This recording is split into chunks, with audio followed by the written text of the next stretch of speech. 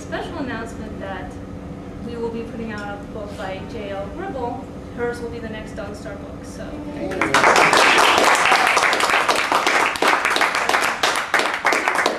Next year, and it's called Steel Victory, and she can tell us a little bit about it. So Steel Victory is an urban fantasy set in an alternate history universe.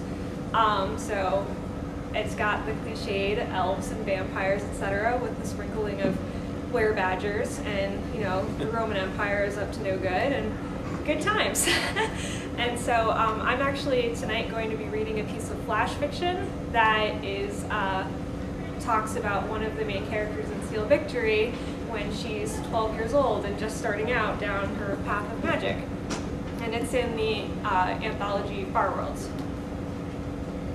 Who edited that?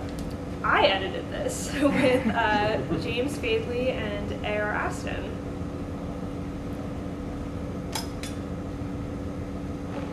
Okay, now I have to find it. This is embarrassing. There it is. So the title of the story is First Spark. So as it turned out, starting a fire with your brain was kind of hard. Toria sat cross-legged on the lawn behind her house, staring at a small pile of grass and kindling that was definitely not smoking.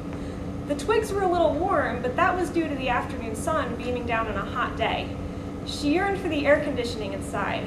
However, upon discovering her practicing with a candle in her bedroom, Mama had banished her outside with a bucket of water, just in case. Just in case of nothing. She squinted at the kindling and imagined fire. Flames, sparks, lava, explosions, the freaking sun. The bucket sat unused, the kindling remained unlit. "You have got to be kidding me," she said. Toria flopped back on the grass and stared up at the blue summer sky. Some magical prodigy she was. She could make a pen fly around a room. She could shield herself with gorgeous prisms of energy. She could shield others. Electricity danced to her whims. If today got too hot, she could call rain, even if she got in trouble for messing with the weather patterns again. Some mages twice, 3 times her age couldn't pull off those feats. But a simple fire cantrip? All of the other apprentices could call fire. Even Archer could, and his element was water. And what was she? She was Storm. Reportedly the only human age between Calverton and the Grand Strand, with a primordial power rather than an elemental. Sometimes elves sat in on her lessons to supervise her progress. Heavy stuff for an 11-year-old. If she was so awesome, why couldn't she perform one of the most basic of spells? She waited for an answer.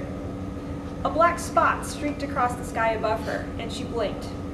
Not quite the sign she was looking for, but it was time to get back to work.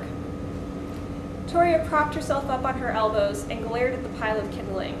She would get the cantrip to work. She would light fire.